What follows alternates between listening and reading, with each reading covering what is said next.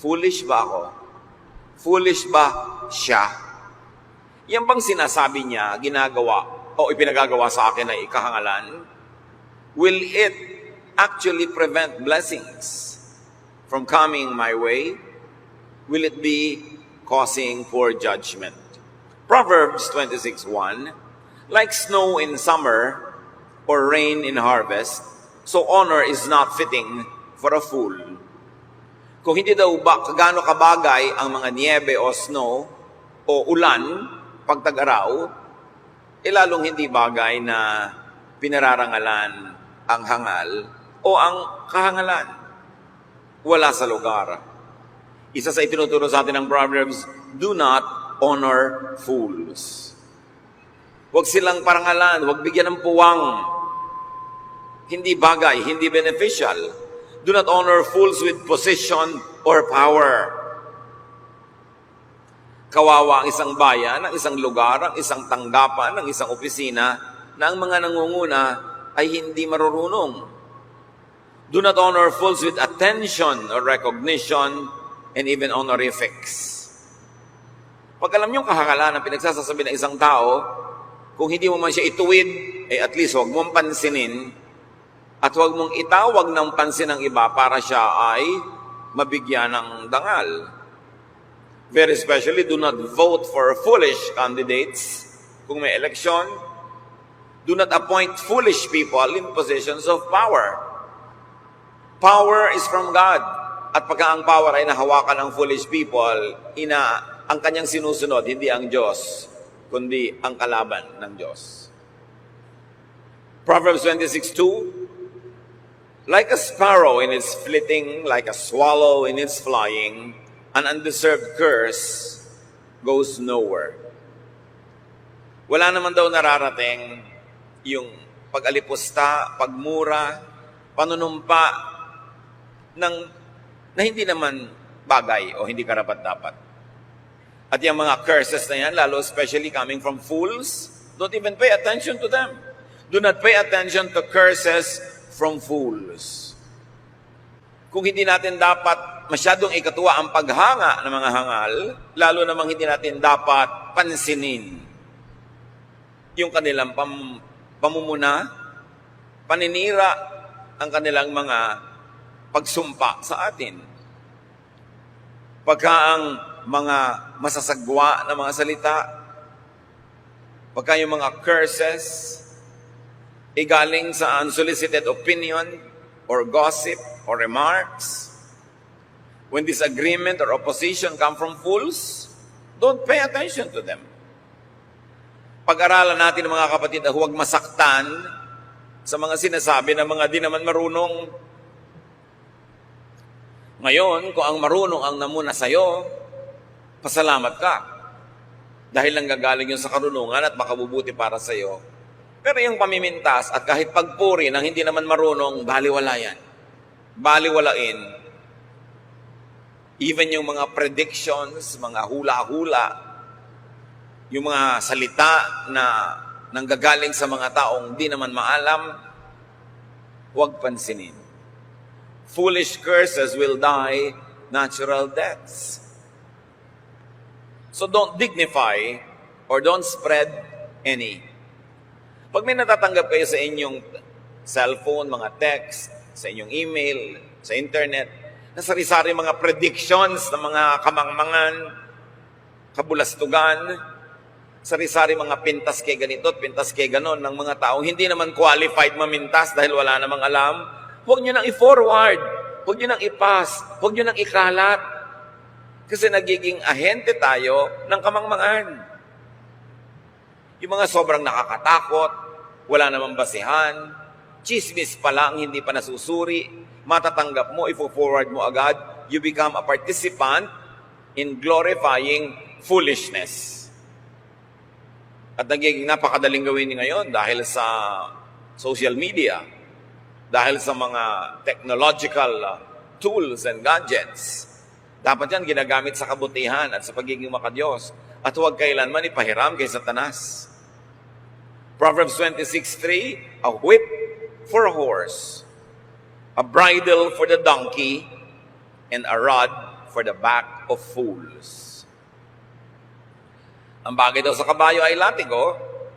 Ang bagay sa mga buriko or donkey ay yung pambusal sa kanilang bibig para sila mapasunod.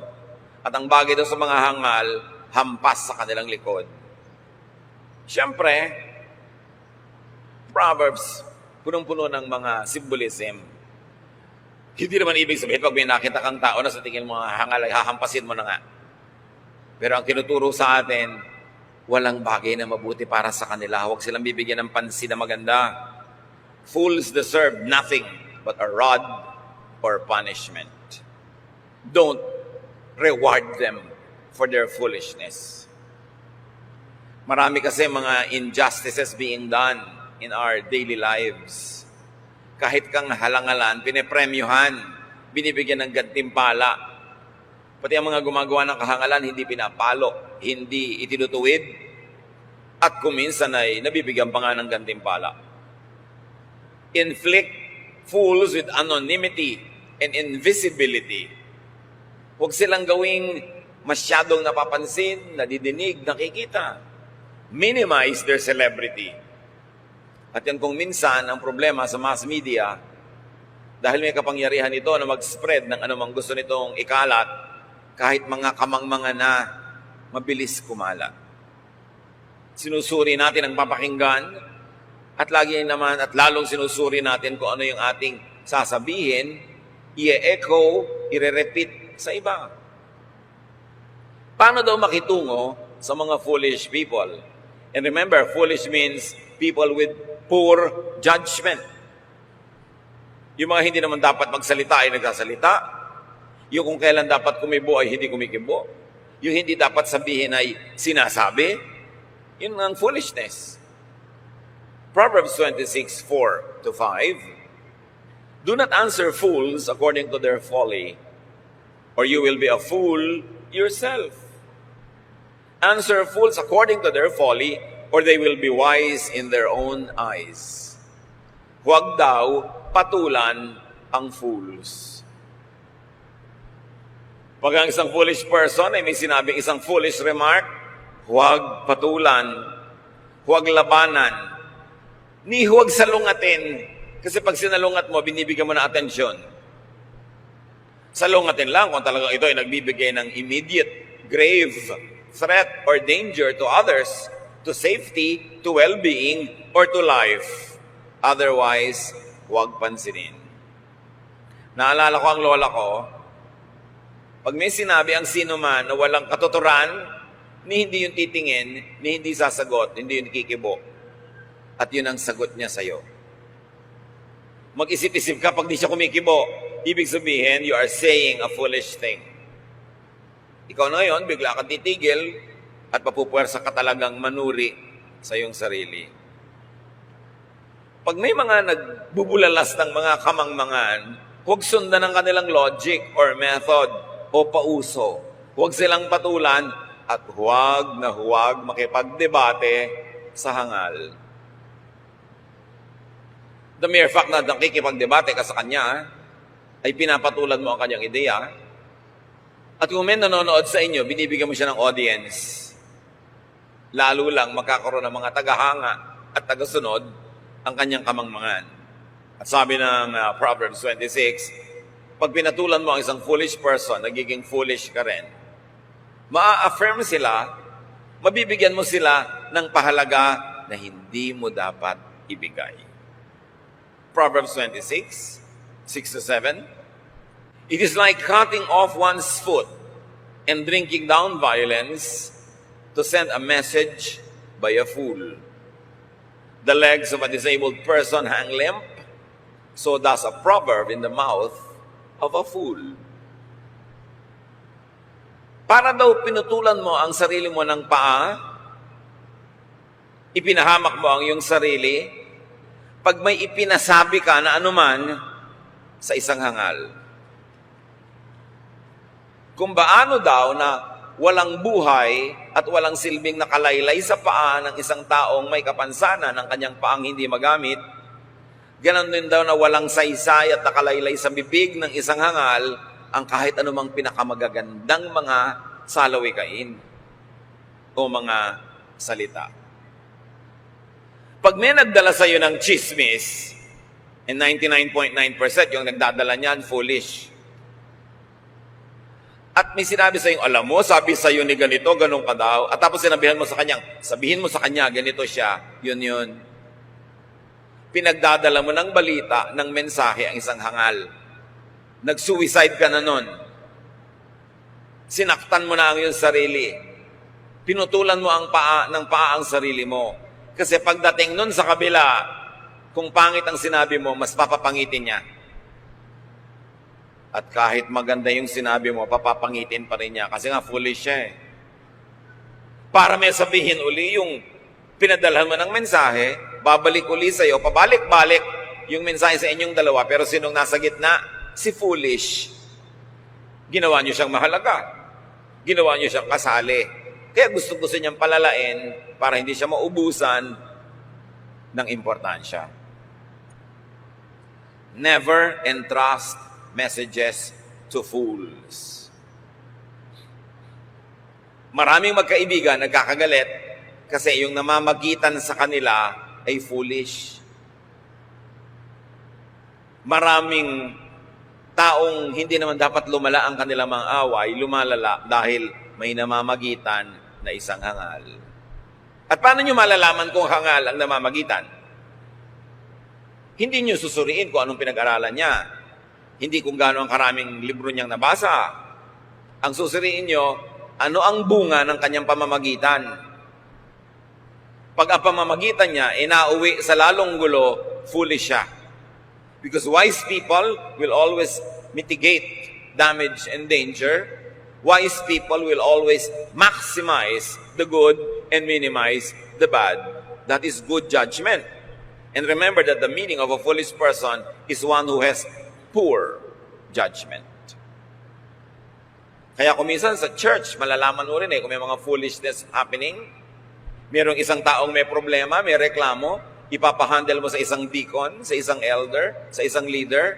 Ang naging ending, lumayas lalo yung tao doon sa church, lalong lumaki ang gulo, lalong nagkaroon ng mga away, ibig sabihin yung namagitan, foolish. Hindi nalutas. Kung hindi man niya napaganda, sana man lang nanatili na lang where it is, hindi yung lumala pa.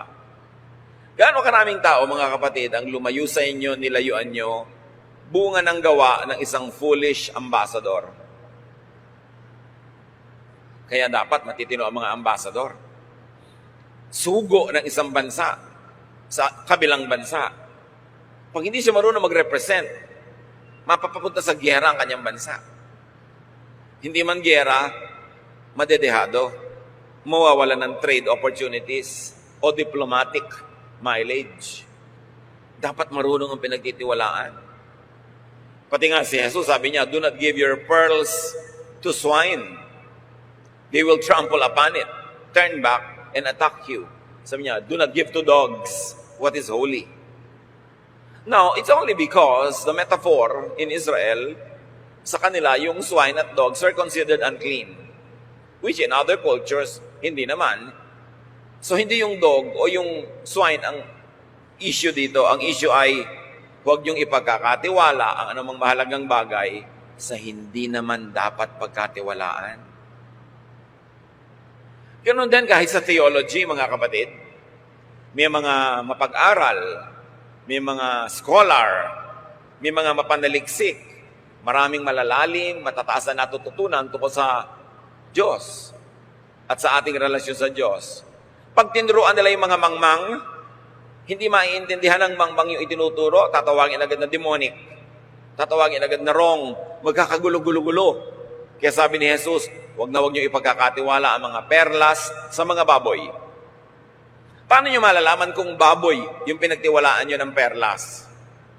Sa gagawin niya, hindi niya makikilala ang perlas sa kanyang halaga, hindi niya papahalagahan, sapagkat ang baboy ay naghahanap lang naman at nagpapahalaga sa kaning baboy.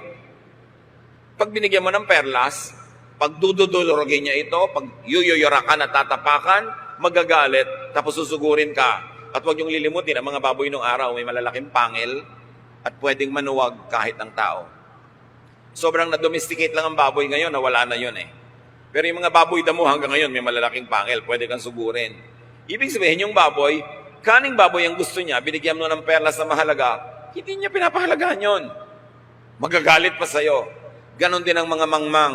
Turuan mo, magagalit. Pag ang narinig hindi gusto, pag ang narinig hindi sang-ayon sa dati na niyang alam at gusto niyang manatili sa kanyang isip, magagalit sa'yo. Pero sabi ng Bible, ituwid mo ang matalino kahit nasasaktan, magpapasalamat.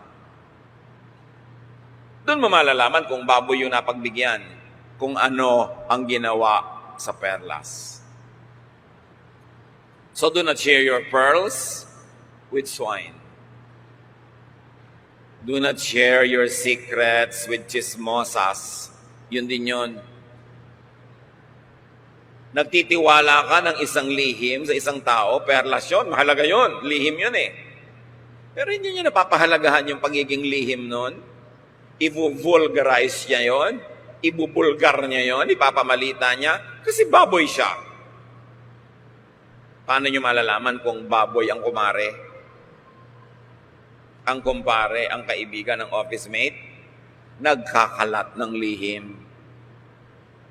Nagchichismis ng hindi dapat chismisin. Nagpapalala ng gulo.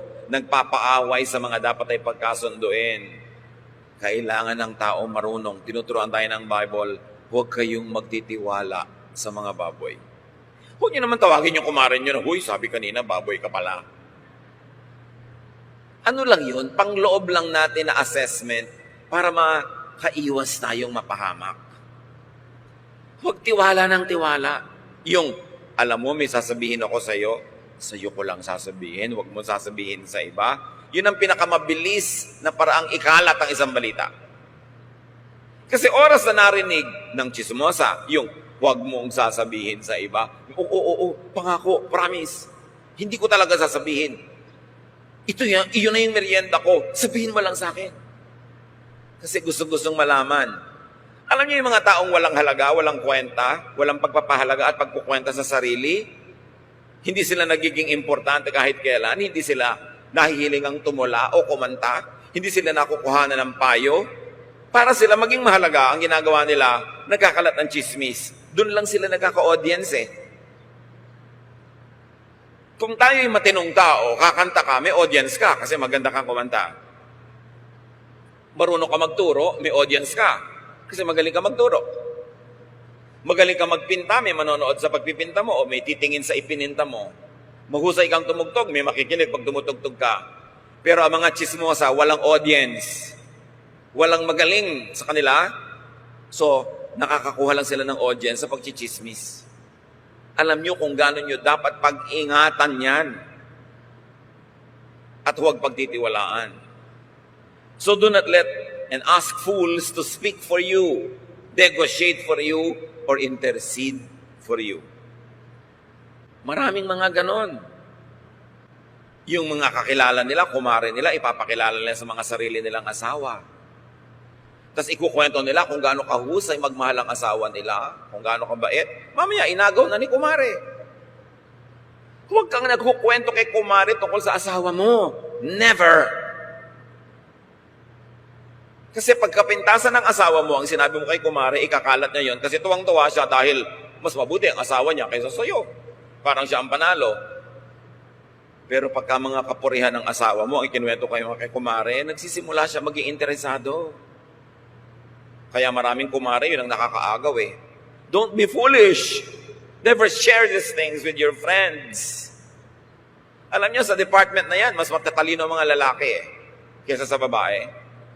Ang mga lalaki, among mga kapwa lalaki, hindi pinag-uusapan yung asawa nila.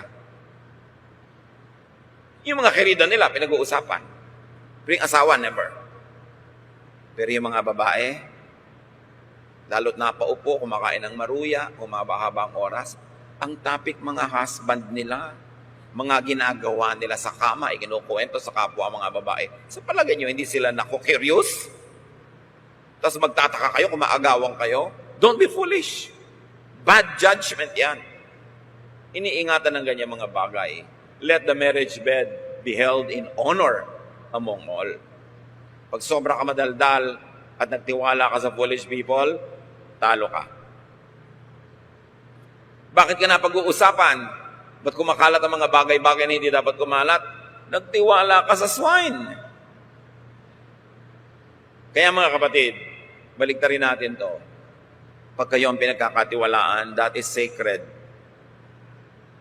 Pag may sinabi sa inyong bagay na mahalaga, lalo't dapat ilihim, isang banal na bagay yun.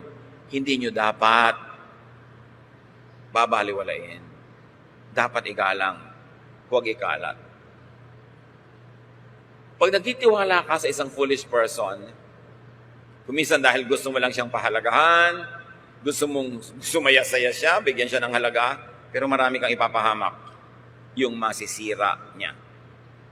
Lalo at binigyan mo siya ng kapangyarihan, karangalan, impluensya, kawawa ang marami. Proverbs 26:8, it is like binding a stone in a sling to give honor to a fool. Para ka daw nagbala ng bato sa isang tirador, pag pinapahalagahan mo ang isang taong hangal.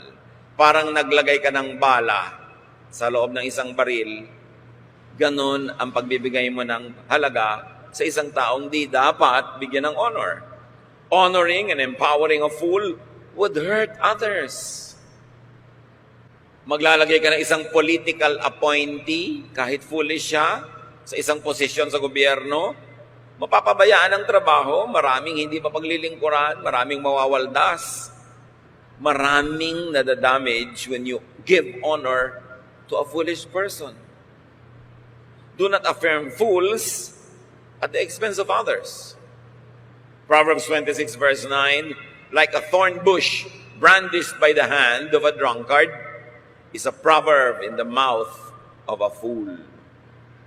Kung paano daw yung mga matitinik, mga nakakasakit na bagay, ay ibinigay mo sa kamay ng isang laseng na pwedeng kung saan-saan niya itong gamitin, ihampas, iwas-iwas, ganon din daw ang pagbibigay ng matatalinong salita sa isang taong hangal naman. Gagamitin lang niya yon para makasira. Fools misuse good words and ideas. Like foolish theologians misuse the Bible and destroy many people. Kahit ang mga salita sa Bible na ang gaganda, pag hinawakan ng hangal, makakadamage sa kapwa. Makakasira. Makakabawas ng blessing, makakadagdag ng pait at sakit at mga pagdurusa. Kahit maganda yung salita.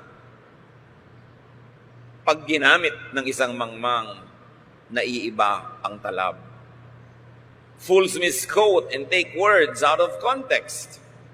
Therefore, fools should never be made to speak for you. Mahalaga mga kapatid, ma-develop natin yung ating communication skills. Kung meron kang gustong sabihin sa isang tao, lalo mahalaga at masaya na bagay, ikaw mismo magsabi. Huwag mong ipagkatiwala sa iba. Pwede ba kausapin mo naman si ganito? Sabihin mo ganito, ganon, ipaliwanag mo naman ang kalagayan ko? Pag yung napagtiwalaan nyo ay foolish, mapapasama kayo. Matuto kayong magsabi para sa inyong sarili. Talunin ang pagiging mahiyain dahil buhay nyo ang nakataya. Pag gumagamit kayo lagi ng go-between, ng padrino, paano kayo nakakatiyak na tama ang representation? Ganyan-ganyan din. Yung mga nagtitiwala sa mga abogadong hindi magaling, natatalo sa kaso. Ang ganda-ganda ng kaso nyo, panalong-panalo kayo, biglang natalo kayo kasi hindi magaling yung nag-represent. Di ba ganyan din yung komisyon yung nagpaparepair ng muka, mga nagpapa-facelift? Hindi magaling yung gumawa. Napalipat na ang ilong sa pisngi, tumabingi na ang muka, imbes gumanda ang buhok, nakalbo, imbes gumanda ang mata, na iba ang itsura, kasi hindi magaling yung gumawa. Tatandaan nyo, kahit gano'n kang gagaling na salita, kang gagaling na instrumento, pag ang humawa kay hangal, makakasira. Kaya hindi dapat pagtiwalaan.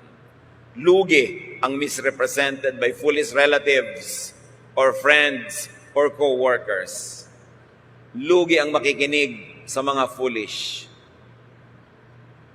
Bago kayo makinig, bago magpa-impluensya, suriin nyo muna, foolish ba to o wise? Tingnan nyo ang track record. Meron ang gagaling magsalita, akala mo kang gagaling, pag tinignan mo naman ang buong buhay niya, wala namang na-accomplish. Walang nagawang tama, walang naging bunga. Baligtad pa nga, ang daming naging kaaway. Bibigyan mo ng taniman, walang bumubunga at tumutubo. Bibigyan mo ng puhunan, nalulugi. Bibigyan mo ng trabaho, natatanggal. So bakit kayo makikinig sa ganon? Bakit makikinig sa pangako? Gano'n naman ang mga politicians at kahit mga nanliligaw, puro pangako. Wag na wag kayong pabola sa pangako. Kasi future pa yon. Madaling sabihin. Ang lagi niyong titingnan yung past, yung nakaraan, yung accomplishment. Hindi naman yung past na nagkasala, nagkamali, kasi pwede naman magsisit magbago ang tao. Pero yung taong nangangako na magiging mabunga, mahusay, magaling, tingnan nyo kung naging mabunga, mahusay at magaling na noon pa. Kasi kung hindi siya mabunga, mahusay at magaling pa noon, ganun siya magiging uri ng tao bukas. History repeats itself. Sabi ni Solomon, there is nothing new under the sun. Everything has been and will be again. Ang tamad, liban na lang tunay na magkaroon ng kaliwanagan o paghimalaan, tamad kahapon, tamad ngayon, tamad pa rin yan bukas. Huwag ipagkatiwala ang iyong buhay sa hindi pwedeng pagkatiwalaan.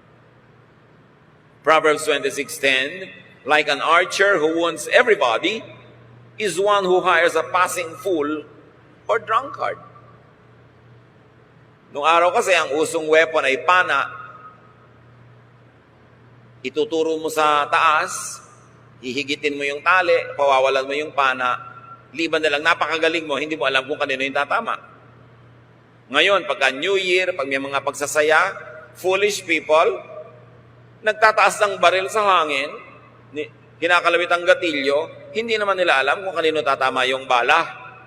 Ganun daw. Pag nagtiwala ka sa isang hangal, do not employ fools. Screen, filter, choose. Meron kang taxi, ang kukuhanin mong driver, yun namang walang malasakit, walang track record na maganda. 3 amo na ang nagtanggal sa kanya. Bakit mo pagtitiwalaan?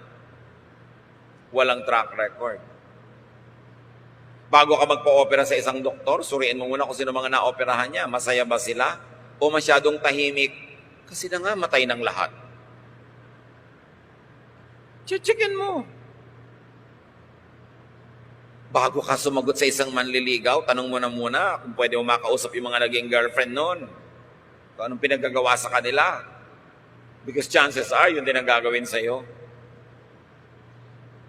Kailangan, tinitingnan mo ka isang tao paulit-ulit sa kanyang ginagawang mali. Meron naman, boyfriend mo pa lang, girlfriend mo pa lang, alam mo na hindi good candidate na maging asawa. Huwag mo na ituloy. Napakapabaya, napakatamad. Sa palagay mo, mababago yan ang iyong pag-ibig? No way. Kaya mga kabataan, dapat nakikinig kayo sa mga magulang nyo. Pag ayaw ng magulang nyo sa nanliligaw sa inyo, sa girlfriend nyo, sa boyfriend nyo, makinig muna kayo.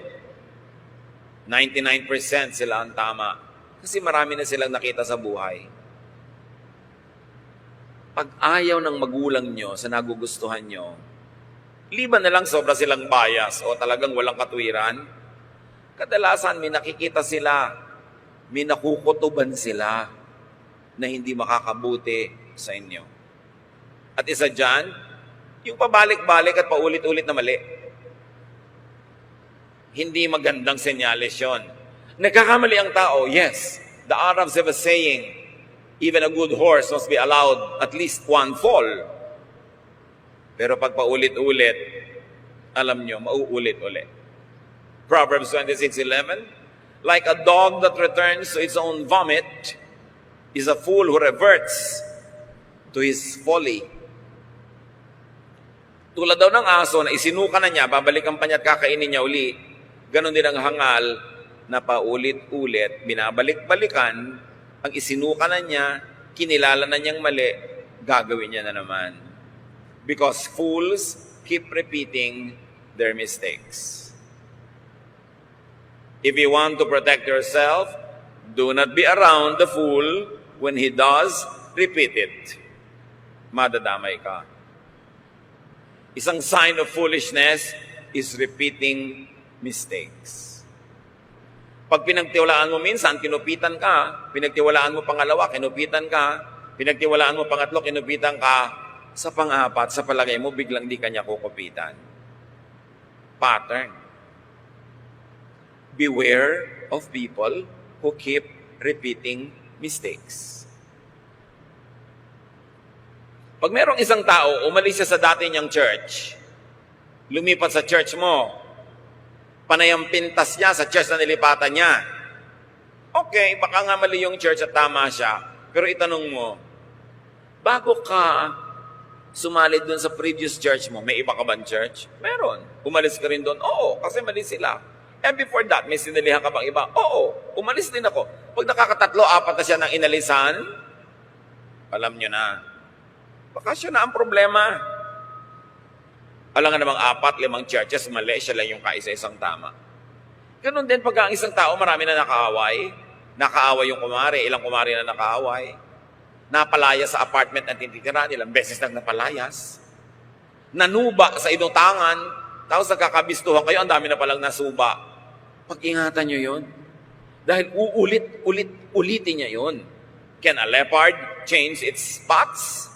Or an Ethiopian change his skin? Sabi sa Bible. The answer is no. Kung hindi mo siya mabago ng iyong panalangin, hindi mo siya mabago ng iyong pagmamahal, at least huwag kang madamay, lumayo ka. Proverbs 26:12. Do you see persons wise in their own eyes? There is more hopeful fools than for them. Yun nga daw, foolish people, malala na, pero mas malala yung taong lagi ang tingin niya, siya ang tama. Siya ang magaling. Siya ang mahusay. Iwasan ang ganitong mga tao. People who look at things only from their points of view are hopeless, are unteachable, are in fact foolish. Proverbs 26:13-16. The lazy person says, there is a lion in the road. There is a lion in the streets. As a door turns on its hinges, so does a lazy person in bed. The lazy person buries a hand in the dish and is too tired to bring it back to the mouth. The lazy person is wiser in self-esteem than 7 who can answer discreetly. Yung mga taong ketamad-tamad, kahit ilubog nila yung kamay nila sa isang tumpok na kanin para kumain, ni hindi na nila hinuhugot para dalhin sa bibig nila yung nakuha ng kamay nila. Tamad. Ang tamad daw na tao ay parang hinge ng pinto. Ikot ng ikot, walang nararating. Ganon din daw ang taong biling ng biling sa higaan. Galaw ng galaw, walang napupuntahan. Laziness is foolishness. Because wise and godly people will be productive, active, fruitful. Lazy people have no future. And disregarding the future is foolishness. Kaya bago kayo mag-asawa mga kabataan, bago kayo madamay sa isang buhay na papunta sa kawalan, tingnan ninyo, ano ang future ng taong ito? Hindi natin nape-predict exactly ang future. Pero nararamdaman mo kung saan man lang yung general direction na pupuntahan. Pagkakontento ang taong wala man lang siya napoproduce, walang nagagawang mabuti, walang inaatupag kundi libangin, pasayahin ang sarili, maglaro ng walang katapusan, wala kang kinabukasan sa ganong tao. It is marked as foolishness. Proverbs 26:17, like somebody who takes a passing dog by the ears is one who meddles in the quarrel of another. Pag daw may dumadaang aso na hindi mo naman aso, hindi ka naman kilala, bigla mong hinawakan sa tenga, makakagat ka. Ganun-ganon daw ang ginagawa at nangyayari sa mga taong nakikilaho sa away ng may away. Foolish. It is foolish to get involved in other people's quarrels. Liban nila kung pulis ka. Pero kung hindi, huwag kang makilahok. May nagkakasamaan ng loob, huwag kang makisali. May nagpaparinigan, nagpaparonggitan, nagsisiraan, huwag kang makisali. Kasi makakagat ka ng aso na yon. It is foolish. Alam nyo, kawawa yung mga tao na ang tatay, nanay, kapatid, anak, asawa ay foolish. Laging nasasangkot sila sa gulo. Kasi pag nasangkot ka, sangkot ka rin eh. Damay-damay. Kaya pinag-iingatan. At dapat tayo na maging responsable na para huwag naman madama yung mga mahal natin sa buhay, huwag tayong sumuot sa mga gulo na hindi naman dapat nating suotin. Proverbs 26:18-19, like a maniac who shoots deadly firebrands and arrows, so is one who deceives a neighbor and says, I'm only joking. Ito nagbibigay ng mga masasamang biro, nandadaya, tapos pag nabisto, sasabihin, joke only. Ganun. Yan ang mga taong nanganganib. It is foolish to deceive neighbors and then make palusot when found out. Dapat honest ang mga dealings. Alam niyo yung Proverbs, basahin lang natin, a few Proverbs a day will keep troubles away. Napakalaki ng maliligtas natin na gulo kung babasahin niyo lang lagi Proverbs. Tulad ng Proverbs 26:20-22. For lack of wood, the fire goes out. And when there is no whisperer, quarreling ceases. As charcoal is to hot embers and wood to fire, so is a quarrelsome person for kindling strife. The words of a whisperer are like delicious morsels. They go down into the inner parts of the body. So itong whisperer, ito rin yung gossiper.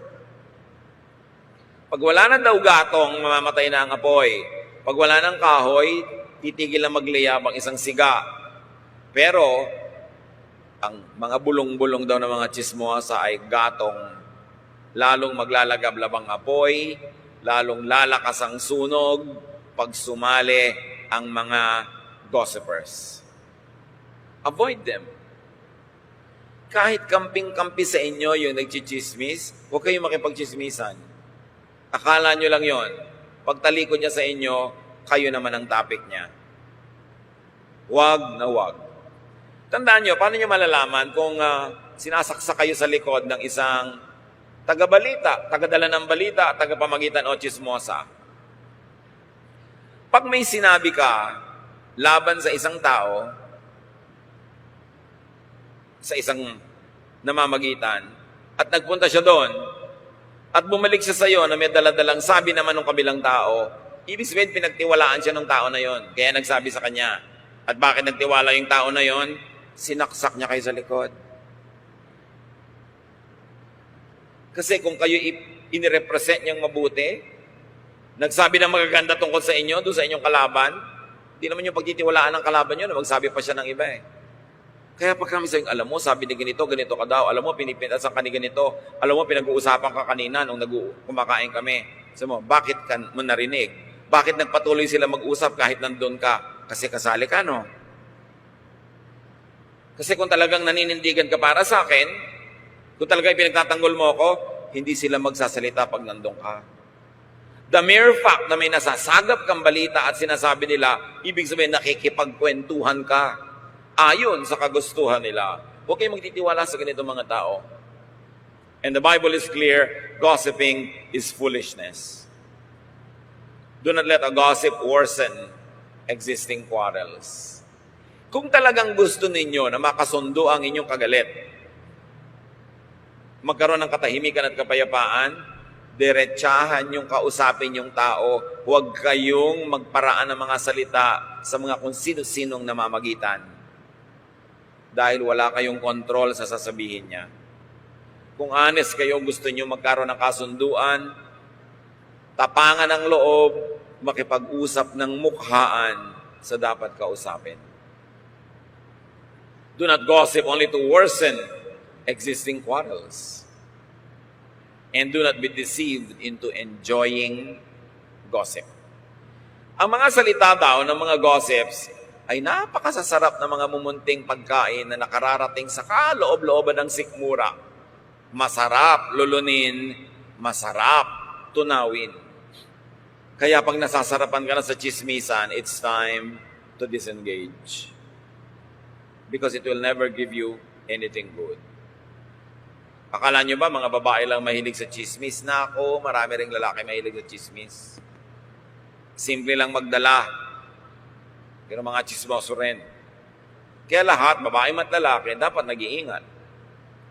Proverbs 26:23-26, like the glaze covering an earthen vessel, are smooth leaves with an evil heart. An enemy dissembles in speaking while harboring deceit within. When an enemy speaks graciously, do not believe it. For there are 7 abominations concealed within. Though hatred is covered with guile, the enemy's wickedness will be exposed in the assembly. Mga poetic language, pero ang sinasabi lang, huwag kayong magpapapaniwala sa sobrang gandang magsalita. Sa matatamis na mga pangungusap, mas pag-ingatan nyo ang sobrang matamis ang dila at masarap magsalita. Kadalasan, ang tamis nito ay meron lang ikinukubling anghang at pakla at pait. Mas mag-ingat. Do not be deceived by sweet words. Yung mga pinagtaksila kayo ng asawa, tapos nung mabisto nyo, ang sweet-sweet ng words. Sinali nyo uli sa inyong joint bank account. Binigay nyo uli ang susi ng condo. Mag-ingat kayo. So, bakit ngayon ka lang natuto magsalita ng masarap at maganda, nang nabisto kita?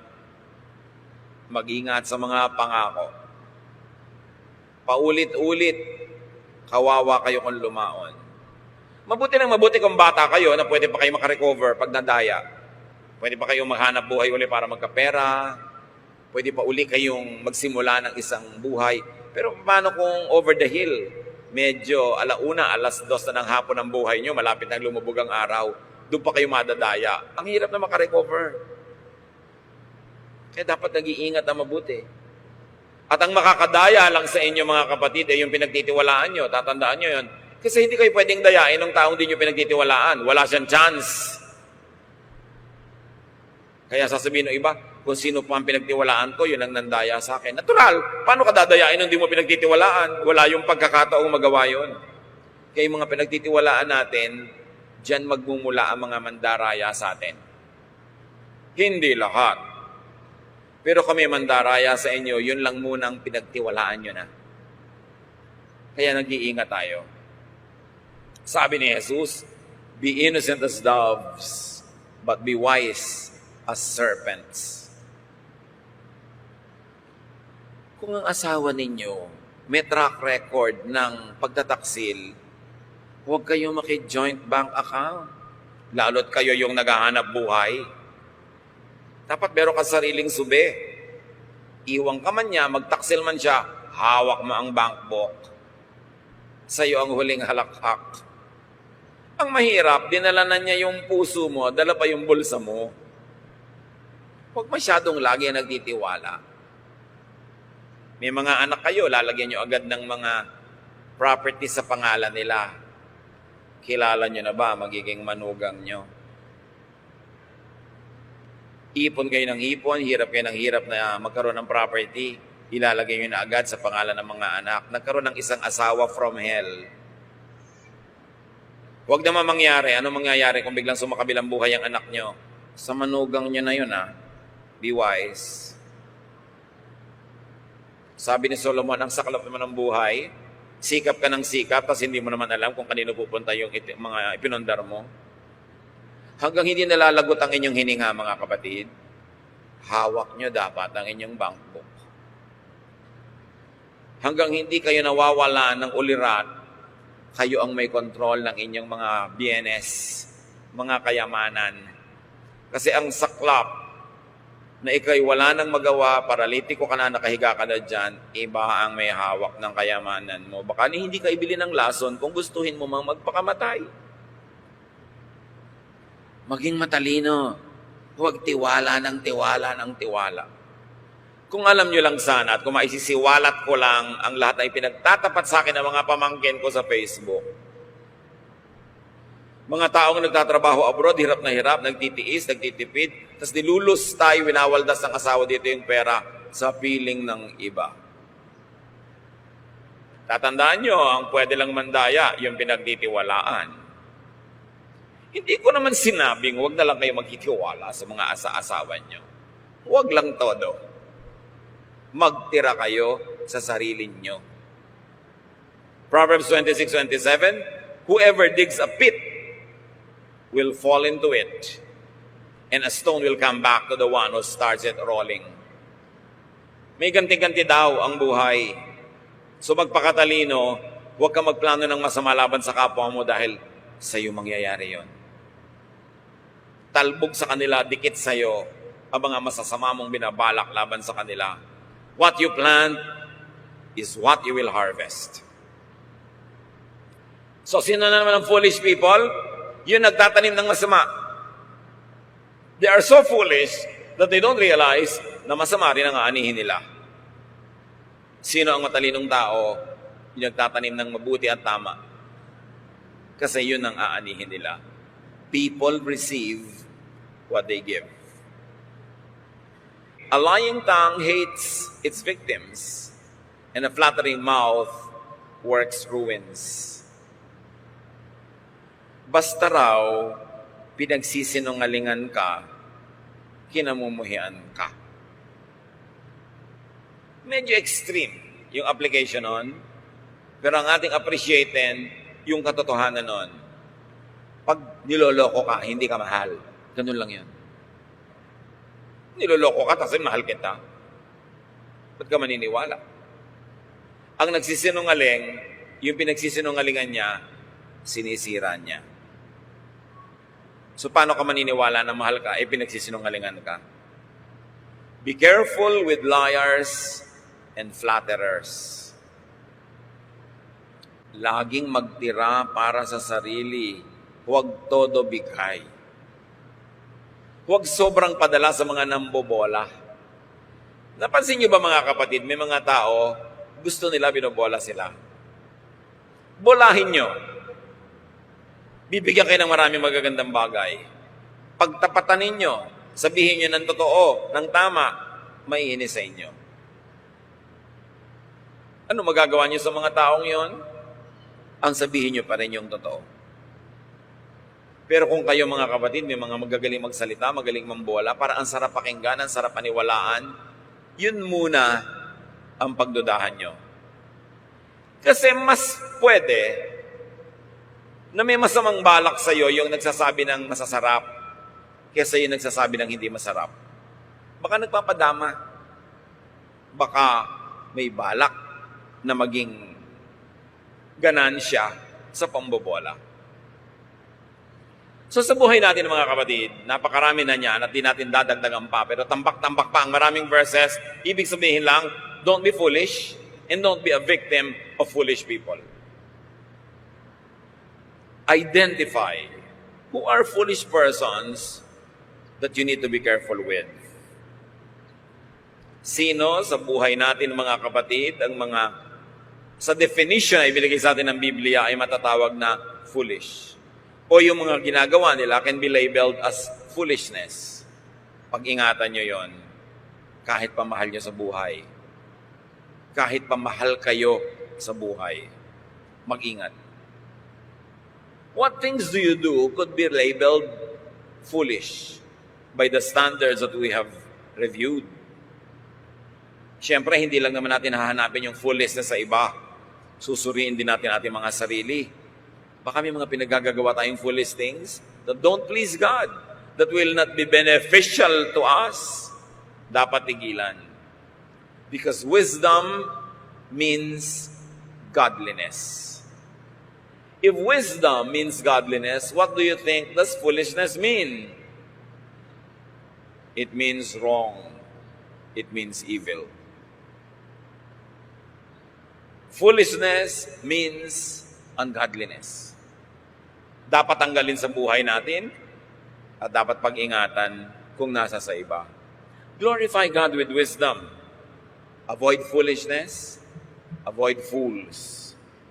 Ngayon, may mga taong may foolish side lang pero may wise side. So ang pag-iingatan lang natin yung foolish side niya. Pero ang mahalaga, huwag buong buo ang pagtitiwala.